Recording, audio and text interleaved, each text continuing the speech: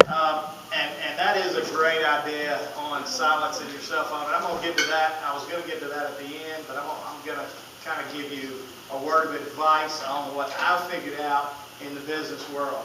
I started out into operations and then got into sales, so I did sales for a very long time. Still do sales up to this day. But when I go in a customer, when I go in to see any customer or prospective customer, I actually don't take this. And the reason why, it's a great tool to have. I mean, you can have notes on it, you can get text, you can get all kind of things. But when I am seeing a customer or a prospect, I don't want this. The reason why, I want to be talking directly to that customer. I want to give them my full focus and find out enough about their company that I don't have to worry about any distractions. And I'll tell you, even a little, you know the deal, it's a distraction. When I'm getting my hair cut, I have it in my pocket. I'm like, who that is? I'm like, this might be something big. So it's very easy to take it, and it's very good to take notes on it, but I would just turn it off. I mean, that's the way I do things in my business practices. So anyway, I'm going to kind of go all over the board here. I'm very relaxed, by the way, so you guys can ask any questions. I'll ask questions as we go. So we're going to get right into this. First of all, my background. This is going to be real quick and easy. Come on in. How are you? Good. My background, I've got a wife of 19 years, and that 19 years has just came 2 days ago. So y'all wish me a happy anniversary. Yeah, thank you. I actually have a daughter in college. She's at Georgia Southern, so I know what this is all about. I've been to college as well.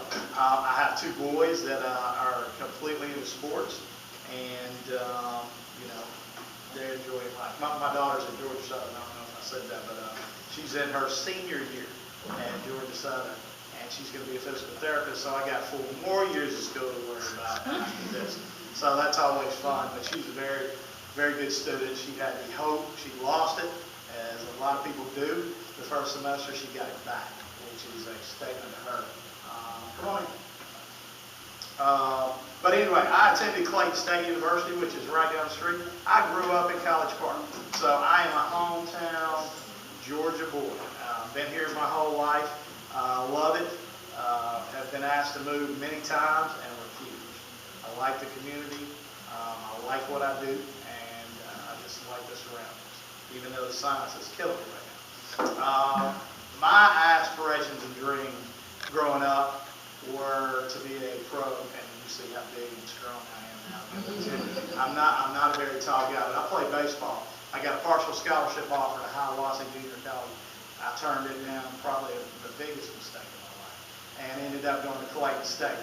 I don't think I would have done a whole lot with that baseball scholarship, but it kind of got me where I'm going with some of my loves now. And I'm going to get onto those real quick. First of all, I'll tell you who I am, first of all. I own a company called Air Group Express, which is a franchise corporation. The name of my company is actually MTC Transportation. We do transportation and logistics. That's what I've done ever since I was 21 years old, and I am 45 now. So that gives you a little bit of, and we'll talk about that in just a minute. Again, the company's MTC, but the franchise is a company called Air Group. So I also run a company called Adelphos, which is David probably doesn't even know this, is a small real estate endeavor. So I have my hands full with that occasionally. I do coach a lot of sports. I've coached 30 seasons of baseball, 5 years of football, basketball, you name it. I also have just become the JV coach, junior varsity coach at Trinity, where my kids go to school. I've got a 15-year-old and 12-year-old. My 15-year-old definitely played with the JV team. My other son probably in the next 2 years. So I do that. I announce all the middle school games for football.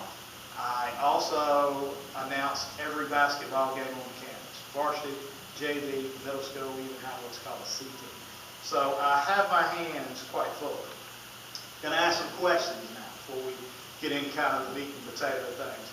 Who wants to be, or who has aspirations to be a business owner in this room? lot of you guys. Okay, all right, that's great. Now, I don't know what year you're in, but I'm going to ask you a question that's is going to be near and dear to your heart. How many times have you changed your major already? Who's changed their major more than once already? Raise your hand. Okay. By the way, not uncommon. Anybody know how many times people change their majors on an average if they're a 4-year student? About three times. About 3 times. So, and I did too. I went after exactly, I think a lot of you guys are going after the business, marketing and management. That was my field. And I'm actually doing that, which is very profound in this society because you hear people that have all kinds of doctorates and they're still not doing what they set out to do. And that's common. So anyway, getting off that. I've got to give you the genealogy of my college days because I like to talk about them real quick because I'm so impressed, and you guys are going to be impressed with how well I did in college. My first semester in college, I had an 0.8 grade. You heard me. I know. 2 D's and an F, 2 F's and a D, something like that. So anybody do that? I'm sorry for you now, but there is hope. There is hope. So I had a 0.8 grade point average, and it was awful. I didn't study hard. I actually was a very good student in high school. Did very well. Had a 3.2 in high school. Then decided I was going to go party, like a lot of people do in their first semester, first year of college. I did it well. Apparently, I had a 4.0 in drinking and a 0.8 grade point average. And by the way, my parents said, "Hey, you don't have to go. You don't have to work. You don't have to do anything but go to school." So I screwed that up pretty good. And again, you know, it is what it is. We all have those situations that come up. I just really blew it. But again, that's not necessarily, even though it was a terrible issue in my life, it wasn't a bad thing because it kind of got me where I was going next. My parents said, "Look, hey, guess what? You're on your own. Enjoy." So I got an apartment. I got started buckling down in school, ended up with a 2.8. Now I know that's not a 3.2, a 4.0 where I wanted to be, but I did end up with a 2.8. So I did get a little bit better off. Now some things that have helped me in my college days, I'll just kind of go over those because, you know, sometimes you're thinking, why am I taking these classes? I mean, honestly, why do I have to take geometry or you know, all kinds of high school and college school classes? But they do help. And I'm going to just go over kind of that real quick, and then we'll get into what I do for a living. First of all, things that help, math and statistics. Right now, it's all about profit for my company, right? So how do I figure my profit? I have to have some math back there. I have statistics back there. So math is very important in what you're doing today. Computers. Now, I went to school in 1985 to 1990 in college. So computers then, you know, they're obsolete, they're outdated. However, I did learn some of the nuances and got a good feel for what computers were and where we were going in the future. And look where we are now with computers and the new iPhone. Who upgraded yesterday to the iPhone 8 or 7.0? Did anybody do it yet? My son did. Yes, 2 hours of goofing off. Now you're waking up this morning seeing a little kink or two in there. You go, wait a minute, I can't do this, but I can do this. I mean, you know, technology today is great. Literature and language, I'll be honest with you, one of the most important things. Emails, when you send out an email to a customer, when you send out a proposal to a customer, you better know what you're doing. You better be intelligent. You better speak correctly. And it all better click to them. If you say something out of text, it doesn't look good. So that's a big deal. Psychology. Who's in psychology class? Anybody in psychology? Okay. Psychology, you might think, what's it have to do with business? A whole lot. Let me explain. Handling HR issues and just people, you know, handling your people. So, you know, you got to know how they feel, how to deal with them, and a lot of that, I think, helped.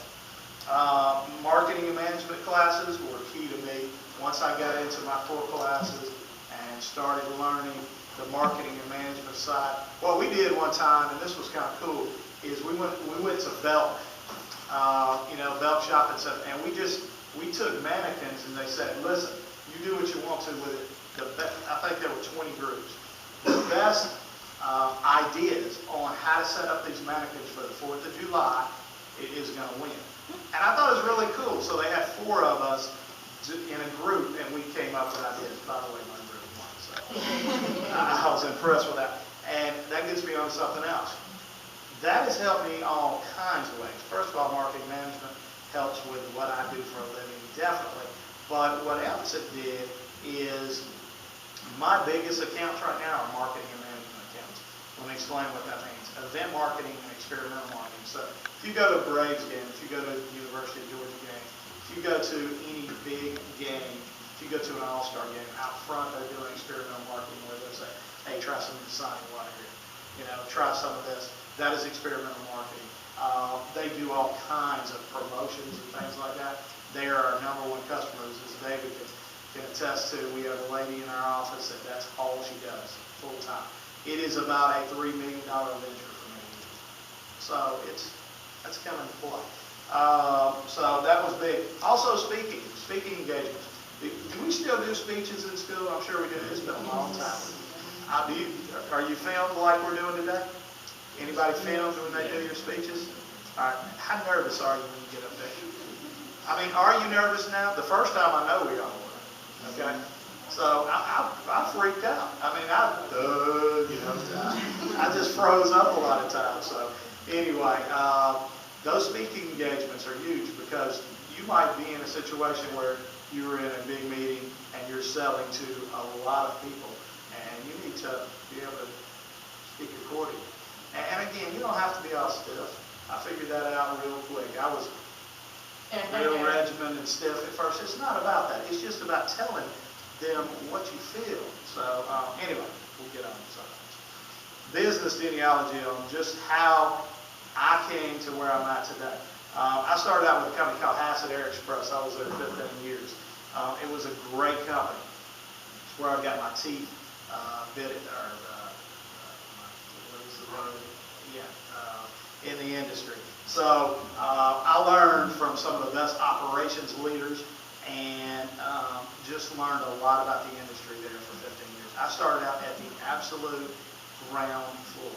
I was working at Walmart when I was in college, and I met a guy at the gym, and he said, hey, what do you do? And I told him, and he said, hey, why don't you come throw mailbags on the dock and make $8 an hour?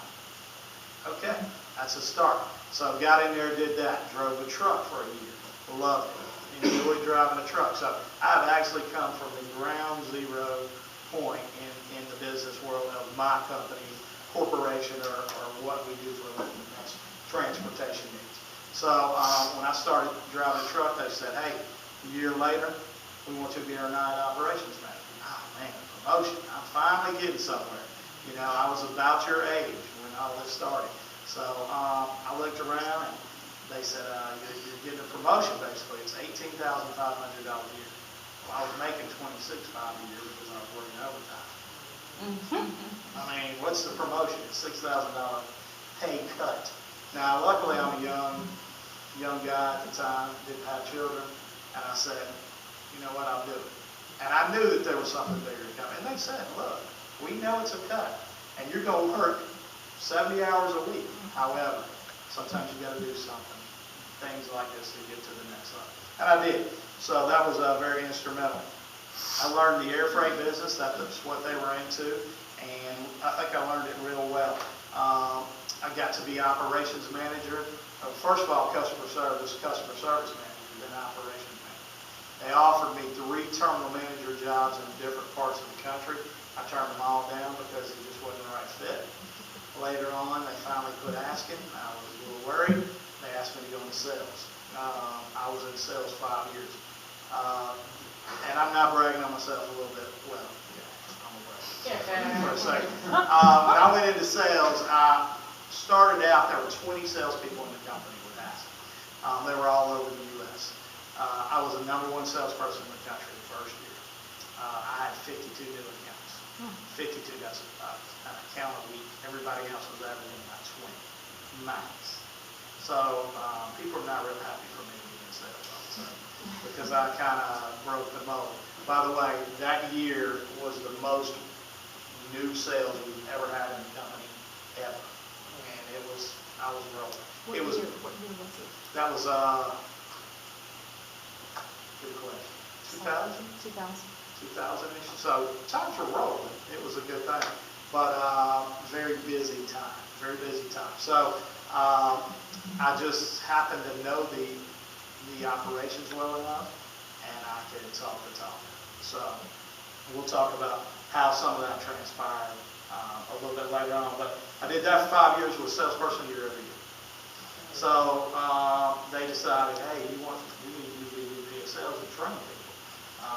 Not necessarily my forte though. So I said they wanted me to be East Coast sales manager, but that's a lot of travel. Got an opportunity to go to a company called Blue Wing where they wanted me to be their vice president of the company. They were a startup company. Everything looked good on paper. They were going to pay me a big dollar. So again, dollars talk, right? We're all about making more money. So I went. Not necessarily a good fit because I was only there 9 months. However, I learned things about the business. And one of them, sometimes you learn good, sometimes you learn bad. And everything you learn, you take in.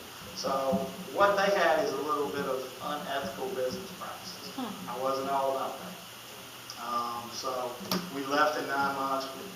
That company was out of business in 6. I left, went to a company called DTH, very good company. Worked with them at Asset where I was. Great company. Took over the vice president of, at the time, of the air freight division. Started it from ground zero. They didn't know what air freight was. I did. Brought it on and learned a lot about their business. Learned a lot about ground transportation. I know a lot of my lingo is going to be like, what is all this? But it's basically logistics on the ground, of course, and learned a lot about that, inventory management, warehousing, truckloads, so pretty much everything. About 3 years into that venture, I was there 4 years, they said, hey, listen, what about buying your own trucks and running some of those trucks to make pickups and deliveries for local business, for your accounts, because I was still selling, even though I was doing little operations too. So I did that. I bought a few trucks, put them on the road, started a company up called MTC Transportation. Never had a company before, started from ground zero, learned it very, very quickly. But that also got me to the next level, where I was looking at, you know what, if I could do this for someone and make them a lot of money, and I'm making a pretty good bit of money, what could I do myself? And I always wanted to be an entrepreneur. So I decided, you know what, it is time. So for a little bit over 4 years ago, I started up a company called Air Group, which we talked about, MTC. I'm going to get on to those days and then get on to some of the even more meat and potatoes. Started this July 13th of 2009. Didn't have a dime. The company didn't anyway. I had money, and my business partner, who's a smaller business partner, Chris Fisher, who Dave deals with on a daily basis, who'd been with me 20 years, put some money, put $35,000 in the bank. Said, all right, what do we need? We need office furniture. Now, we could have leased a lot of things, but I don't like owning it. So we went in there, jumped on, got a forklift, got some office furniture, brought 4 people in with us, and said, we're starting a business. I had current business that I had good relationships with, and they came over instantly. So that was a good thing for me. Otherwise, I'd have been going. Okay, I started something. Now what? So, and all of this was on our own. We had to put up all the upfront capital. We didn't borrow a dime from the bank, and it all transpired. By the way, I paid myself back within 6 months. So not bad to be able to do that. Let's see. It was the worst possible time to start the business, by the way. 2009.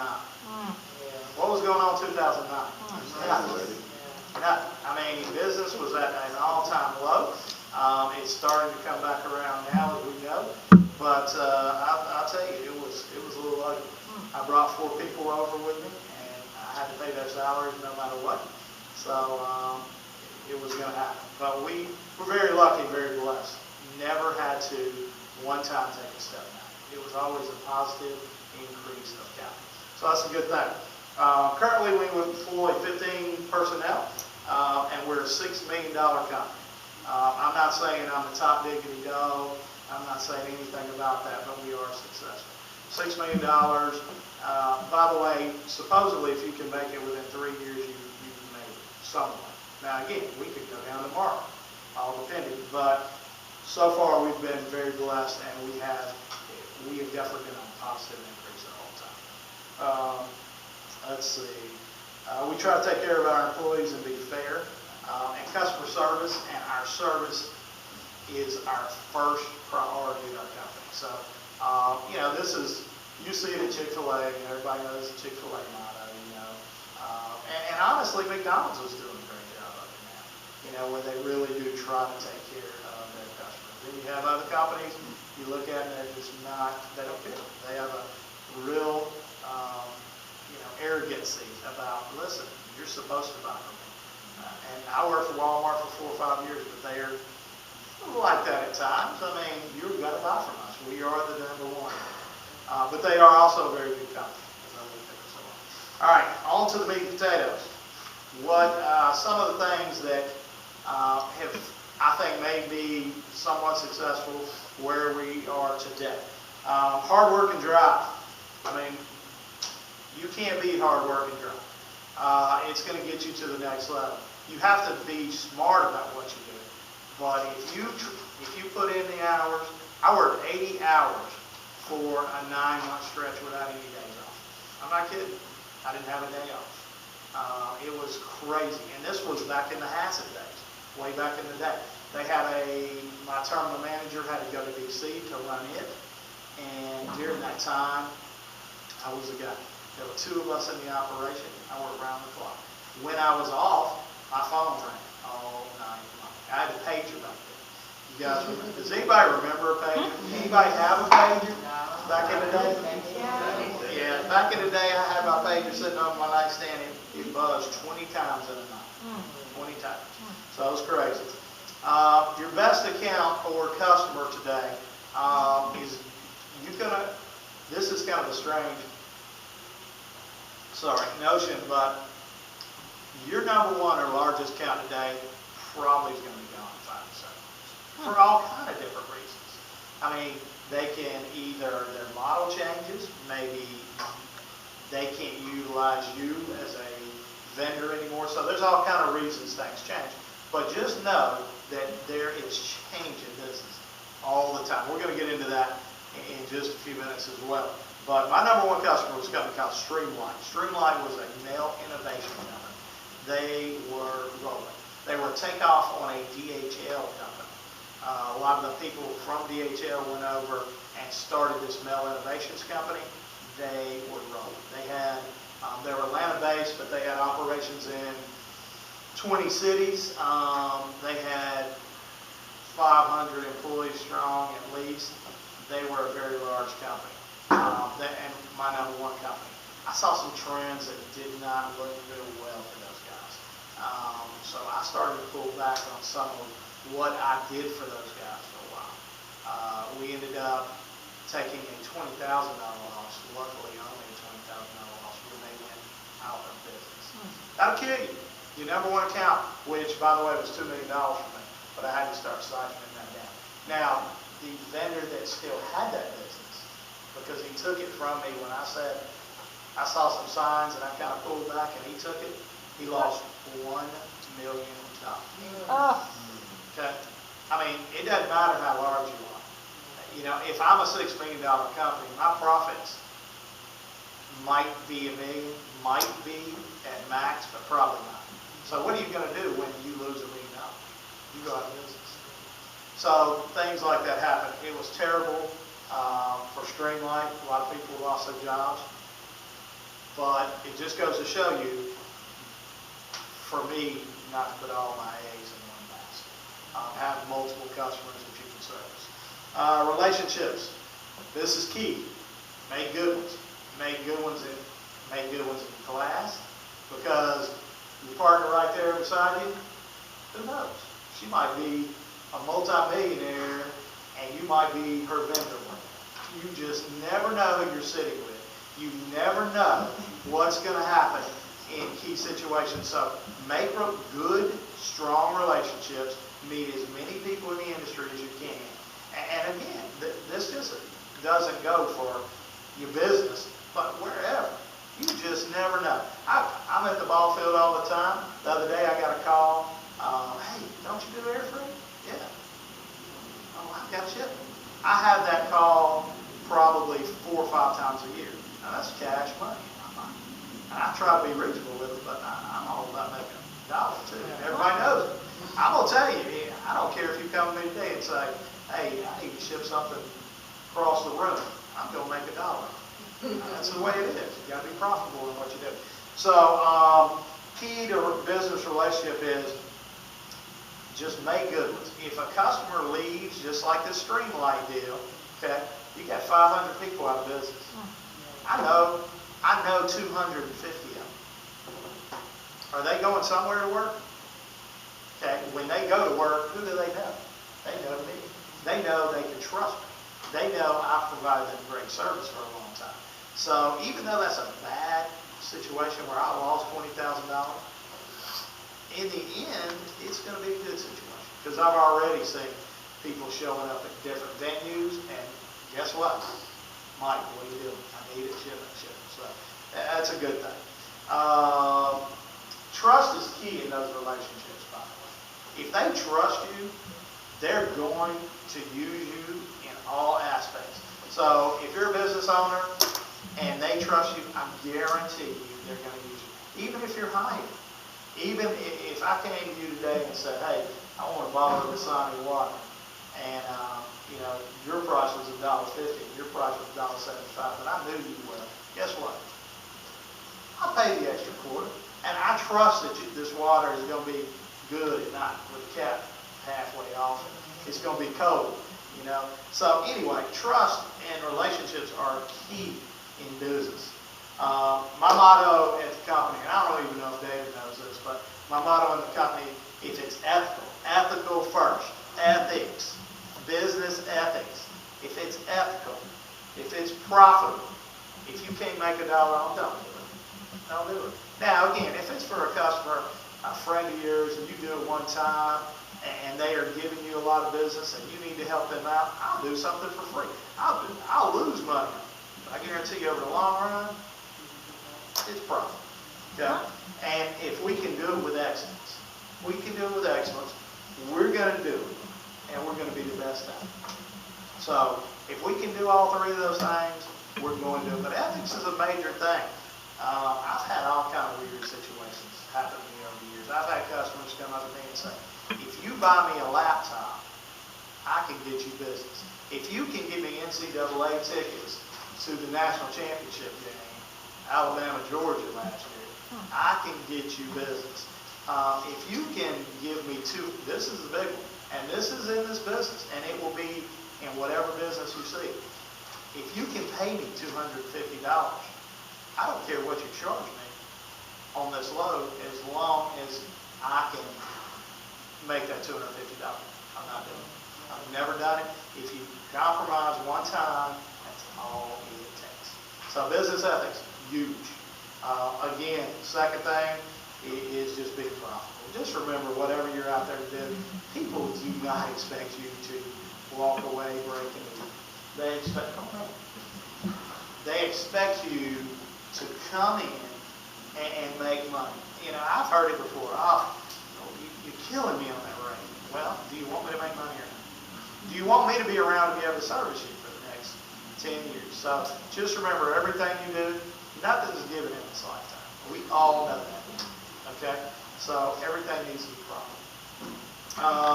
Another huge thing for me, and this is going to be key. This one, if you don't write down anything, maybe these next few, just at least keep them in mind. And they're real easy.